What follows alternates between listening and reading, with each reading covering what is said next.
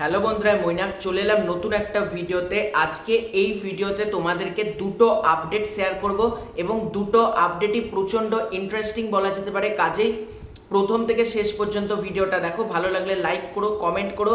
চ্যানেলে নতুন হয়ে থাকলে প্লিজ আগে চ্যানেলটাকে সাবস্ক্রাইব করে দিও। তো আমরা কথা বলবো আজকের এই ভিডিওতে আফরান নিশো এবং চঞ্চল চৌধুরীর আপকামিং সিনেমা দম, সেখান থেকে একটা আপডেট রয়েছে। এবং তাছাড়াও তোমরা আমাকে অনেকে মেসেজ করছো, অনেকে কমেন্ট করছো যে ভাই অন্তরাত্মা সিনেমা কবে ওটিটিতে দেখতে পাবো। কারণ অন্তরাত্মা সিনেমা ম্যাক্সিমাম অডিয়েন্সে কিন্তু দেখতে যায়নি, কারণ সেই সময় প্রেক্ষাগৃহে বরবাদ চলছিল এবং অন্তরাত্মার সেরকম প্রমোশনও হয়নি অন্তরাত্মা সিনেমা নিয়ে। এখন দর্শক আগ্রহ যাচ্ছে যে ওটিটিতে আমরা দেখতে চাই, প্লিজ অন্তরাত্মাকে ওটিটিতে আনা হোক। তো অন্তরাত্মা কোন ওটিটিতে কবে আসছে তোমাদেরকে আজকের এই ভিডিওতে জানাবো। প্রথমে যদি আসি আমরা আফরান নিশো এবং চঞ্চল চৌধুরীর দম সিনেমাটাকে নিয়ে, তো তোমরা সকলে জানো এই সিনেমাটা প্রডিউস করছে এসভিএফ, আলফাই এবং চরকি।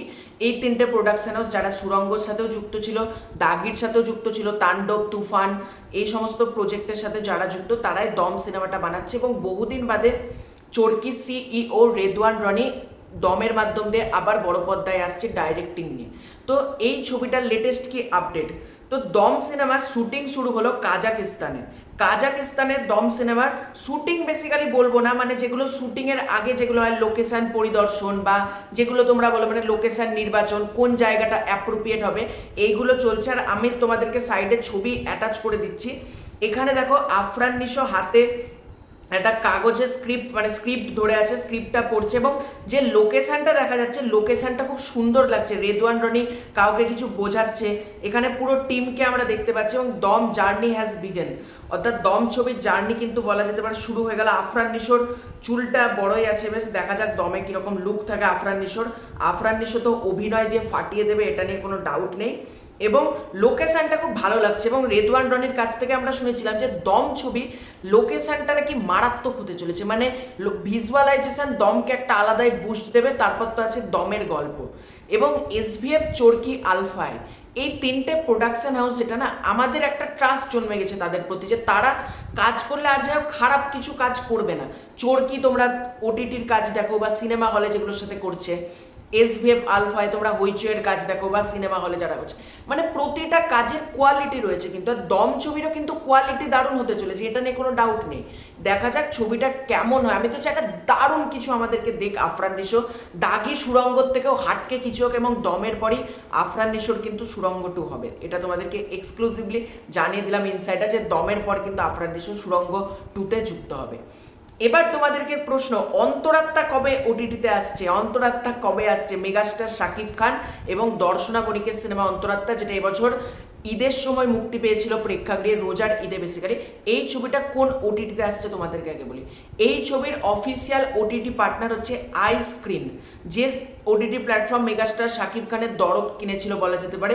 সেই ওটিটি প্ল্যাটফর্মে কিন্তু অন্তরাত্মারও ডিজিটাল রাইটস পারচেস করেছে এবং অন্তরাত্মার ওটিটি প্ল্যাটফর্ম হচ্ছে আই স্ক্রিন।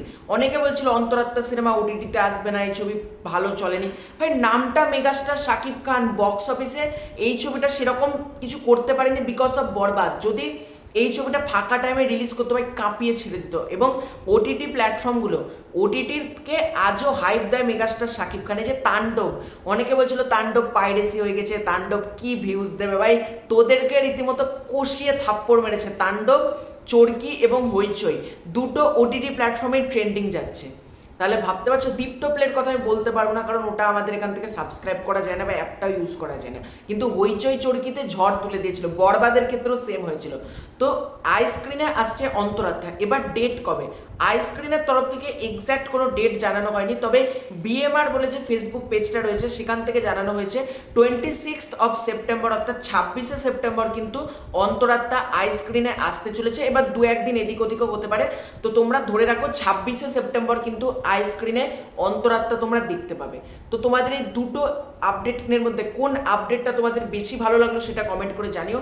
চ্যানেলে নতুন হয়ে থাকলে প্লিজ চ্যানেলটাকে সাবস্ক্রাইব করে দিও। খুব শীঘ্রই দেখা হচ্ছে নতুন কোনো ভিডিওতে, ততক্ষণের জন্য বাই বাই।